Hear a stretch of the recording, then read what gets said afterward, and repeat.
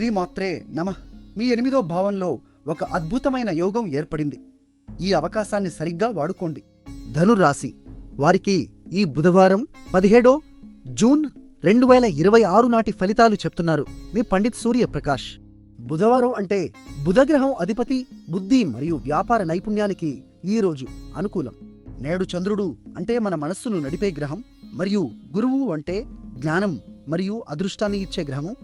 ఈ రెండూ కలిసి కర్కాటకంలో అంటే మీ 8వ భావంలో కలుస్తున్నారు. ఇది గజకేసరి యోగం అని పిలువబడే ఒక శక్తివంతమైన కలయిక. ఈ యోగం ఉన్నప్పుడు ఆర్థిక లాభాలు, గౌరవం మరియు అంతర్గత శక్తి పెరుగుతాయి. అంతేకాదు గురువు ఇక్కడ ఉచ్చస్థానంలో ఉన్నారు, అంటే ఆయన తన అత్యంత బలమైన స్థితిలో ఉన్నారు. కాబట్టి అనుకోని చోట నుండి ధనం రావచ్చు, పాత అప్పులు తీరవచ్చు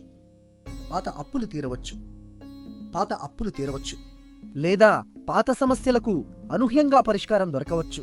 కానీ జాగ్రత్త, 8వ భావం రహస్యాల మరియు అకస్మాత్ మార్పుల స్థానం కూడా. కాబట్టి ఈరోజు ఎవరినైనా గుడ్డిగా నమ్మకండి. ఆర్థిక విషయాల్లో పూర్తి జాగ్రత్తగా ఉండండి. ముఖ్యంగా కొత్త పెట్టుబడులలో తొందరపడకండి. నేటి నక్షత్రం పునర్వసు. ఇది పునరుత్థానానికి ప్రతీక. కోల్పోయిన అవకాశాలు తిరిగి వచ్చే శుభ సమయం ఇది. మీ అదృష్ట సంఖ్య 5. పసుపు రంగు ధరిస్తే గురువు ఆశీర్వాదం మరింత బలపడుతుంది. నేటి అభిజిత్ ముహూర్తం అంటే రోజులో అత్యంత శుభమైన సమయం మధ్యాహ్నం 11:52 నుండి 12:43 వరకు ఉంది. ముఖ్యమైన పనులు ఈ సమయంలో చేయండి.